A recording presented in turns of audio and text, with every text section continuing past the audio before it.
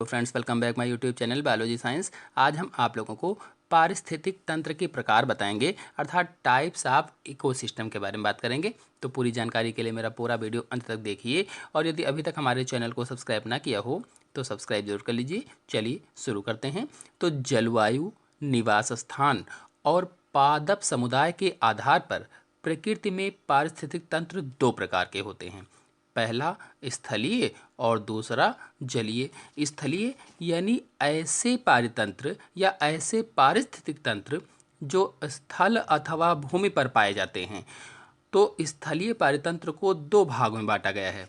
पहला प्राकृतिक पारिस्थितिक तंत्र और दूसरा मनुष्य निर्मित अथवा मानव निर्मित, अथवा इसी को हम लोग कृत्रिम पारिस्थितिक तंत्र भी कह सकते हैं। प्राकृतिक पारितंत्र यानी जो प्रकृति ने खुद बनाया है उसे ही नेचुरल टाइप इकोसिस्टम बोला जाता है या प्राकृतिक पारिस्थितिक तंत्र कहते हैं।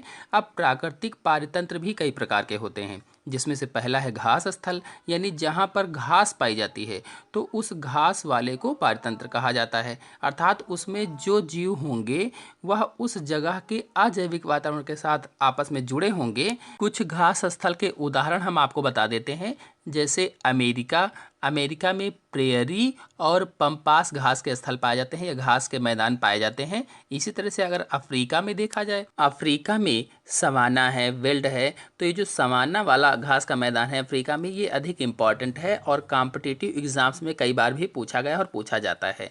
तो अमेरिका में प्रेयरी और पंपास, अफ्रीका में सवाना और वेल्ड, ये घास के मैदान है या घास स्थल हैं जो अधिक प्रसिद्ध हैं, ये पारितंत्र होते हैं। अगला है वन अथवा फॉरेस्ट, यानी जो जंगल हैं, वहाँ जंगल में रहने वाले जो जीव जंतु हैं, पेड़ पौधे हैं, वे सब मिल करके अजैविक वातावरण के साथ जुड़कर पारितंत्र बनाते हैं। मैंने बताया था कि पारिस्थितिक तंत्र क्या है कि जैविक और अजैविक का आपस में पारस्परिक मिलन ही पारितंत्र होता है। फिर प्राकृतिक पारितंत्र का तीसरा भाग है मरुस्थल अथवा डिजर्ट। अब मरुस्थल भी अलग अलग प्रकार के होते हैं, जैसे बरसाती है, रेनी फॉरेस्ट है, डेसिडुअस है, ट्रॉपिकल है, सदाबहार है या सदाबहार कोनिफर है आदि इसके अंतर्गत आते हैं। फिर स्थलीय पारितंत्र का दूसरा भाग है मनुष्य निर्मित, मतलब ऐसे पारितंत्र जो मानव ने बनाया है तो उन्हें ही मानव निर्मित कहा जाता है। तो इनको भी दो भागों में बांटा गया है, बाग बगीचे और फसल स्थल, यानी उद्यान और खेत, या कहें तो गार्डन और फील्ड। जो बाग बगीचे वाले हैं, इसमें जो उद्यान लोग लगाते हैं, बाग बगीचे लगाते हैं, उसके अंतर्गत आने वाले जो पारिस्थितिक तंत्र होते हैं। ऐसे ही फसल स्थल में मुख्य रूप से खेत आते हैं, यानी मनुष्य अपने खेत में कोई फसल बोता है, जैसे गेहूं है, धान है आदि जो फसलें बोता है, तो उसके अंतर्गत जो पारिस्थितिक तंत्र बन जाता है। तो इस प्रकार से ये पारिस्थितिक तंत्र आते हैं। तो ये सभी स्थलीय पारितंत्र के भाग हो गए हैं। अब आते हैं पारिस्थितिक तंत्र के दूसरे भाग जलीय पारितंत्र पर अथवा एक्वेटिक इकोसिस्टम पर। तो जलीय पारितंत्र को भी दो भागों में बांटा गया है, पहला स्वच्छ जलीय पारितंत्र और दूसरा समुद्री पारितंत्र।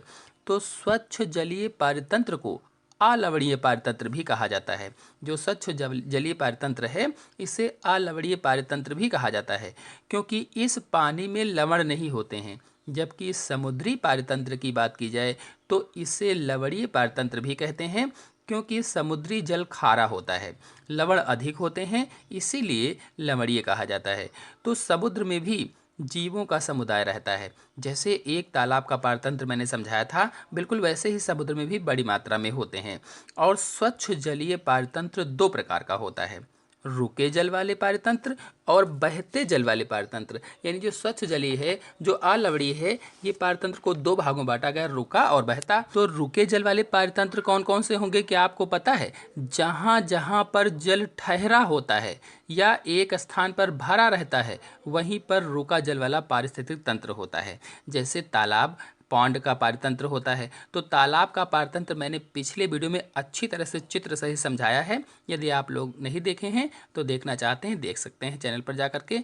अब बहते हुए जल वाले पारितंत्र को भी दो भागों में बांटा गया है, एक तो स्रोत और दूसरा नदी। यानी स्रोत और नदी, बहती हुई नदी है तो उसमें जो जीव जंतु रहते हैं, अन्य उनका जो भोजन है, खाद्य श्रृंखला है, तो वो सब मिल करके पारिस्थितिक तंत्र का निर्माण कर लेते हैं। तो पारितंत्र को दो भागों में बांटा गया या इकोसिस्टम को दो भागों में बांटा गया, स्थलीय और जलीय।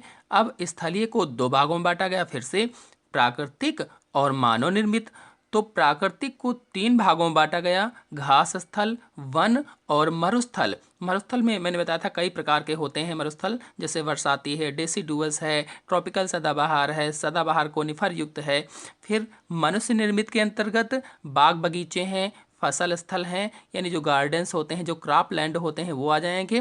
फिर जल के अंतर्गत यानी जलीय पारतंत्र के अंतर्गत 2 भागों में बांटा गया था, स्वच्छ जलीय और समुद्री, यानी अलवणीय और लवणीय। तो स्वच्छ जलीय के अंतर्गत 2 भाग किए गए, रुके जल और बहते जल वाले, यानी रुका जल जो होता है और जो बहता जल होता है। तो रुके जल के अंतर्गत तालाब और बहते हुए जल के अंतर्गत स्ट्रीम और रिवर।